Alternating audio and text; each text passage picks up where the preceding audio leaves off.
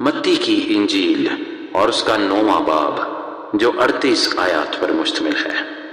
پھر وہ کشتی پر چڑھ کر پار گیا اور اپنے شہر میں آیا، اور دیکھو لوگ ایک مفلوج کو چارپائی پر پڑا ہوا اس کے پاس لائے۔ یسوع نے ان کا ایمان دیکھ کر مفلوج سے کہا، بیٹا خاطر جمع رکھ، تیرے گناہ معاف ہوئے۔ اور دیکھو بعض فقیہوں نے اپنے دل میں کہا، یہ کفر بکتا ہے۔ یسوع نے ان کے خیال معلوم کر کے کہا کہ تم کیوں اپنے دلوں میں برے خیال لاتے ہو؟ آسان کیا ہے یہ کہنا کہ تیرے گناہ معاف ہوئے، یا یہ کہنا کہ اٹھ اور چل پھر؟ لیکن اس لیے کہ تم جان لو کہ ابن آدم کو زمین پر گناہ معاف کرنے کا اختیار ہے۔ اس نے مفلوج سے کہا، اٹھ، اپنی چارپائی اٹھا اور اپنے گھر چلا جا۔ وہ اٹھ کر اپنے گھر چلا گیا۔ لوگ یہ دیکھ کر ڈر گئے اور خدا کی تمجید کرنے لگے جس نے آدمیوں کو ایسا اختیار بخشا۔ یسوع نے وہاں سے آگے بڑھ کر متی نام ایک شخص کو محصول کی چوکی پر بیٹھے دیکھا اور اس سے کہا، میرے پیچھے ہو لے۔ وہ اٹھ کر اس کے پیچھے ہو لیا۔ اور جب وہ گھر میں کھانا کھانے بیٹھا تھا تو ایسا ہوا کہ بہت سے محصول لینے والے اور گنہگار آ کر یسوع اور اس کے شاگردوں کے ساتھ کھانا کھانے بیٹھے۔ اور فریسیوں نے یہ دیکھ کر اس کے شاگردوں سے کہا، تمہارا استاد محصول لینے والوں اور گنہگاروں کے ساتھ کیوں کھاتا ہے؟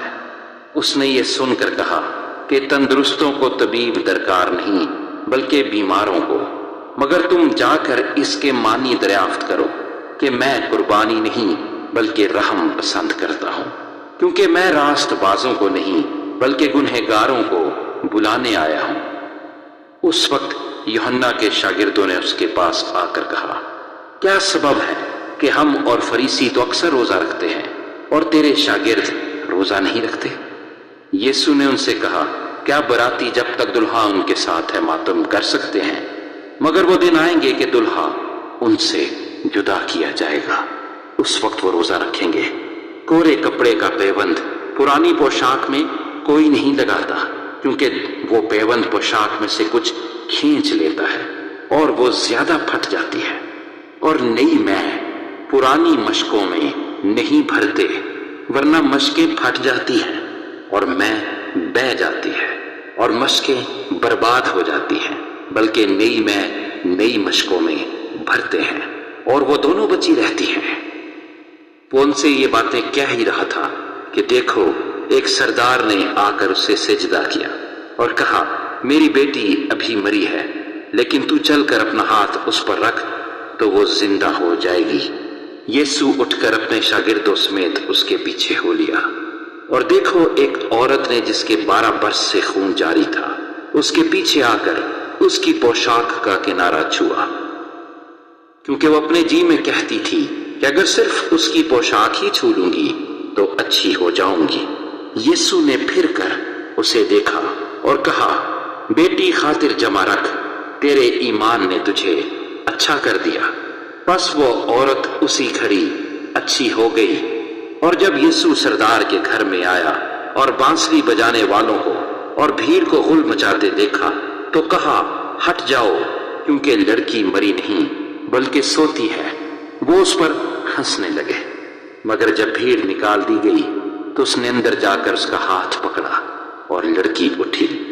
اور اس بات کی شہرت اس تمام علاقے میں پھیل گئی۔ جب یسوع وہاں سے آگے بڑھا تو 2 اندھے اس کے پیچھے یہ پکارتے ہوئے چلے کہ اے ابن داؤد ہم پر رحم کر۔ جب وہ گھر میں پہنچا تو وہ اندھے اس کے پاس آئے اور یسوع نے ان سے کہا، کیا تم کو اعتقاد ہے کہ میں یہ کر سکتا ہوں؟ انہوں نے اس سے کہا، ہاں خداوند۔ تب اس نے ان کی آنکھیں چھو کر کہا، تمہارے اعتقاد کے موافق تمہارے لیے ہو۔ اور ان کی آنکھیں کھل گئیں اور یسوع نے ان کو تاکید کر کے کہا، خبردار کوئی اس بات کو نہ جانے۔ مگر انہوں نے نکل کر اس تمام علاقے میں اس کی شہرت پھیلا دی۔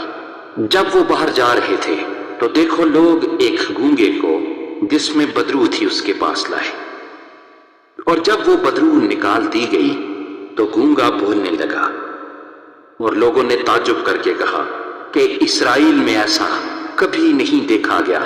مگر فریسیوں نے کہا کہ یہ تو بدروحوں کے سردار کی مدد سے بدروحوں کو نکالتا ہے۔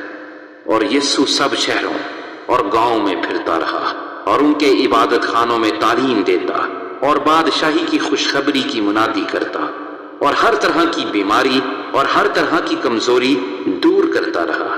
اور جب اس نے بھیڑ کو دیکھا تو اس کو لوگوں پر ترس آیا، کیونکہ وہ ان بھیڑوں کی مانند جن کا چرواہا نہ ہو، خستہ حال اور پراگندہ تھے۔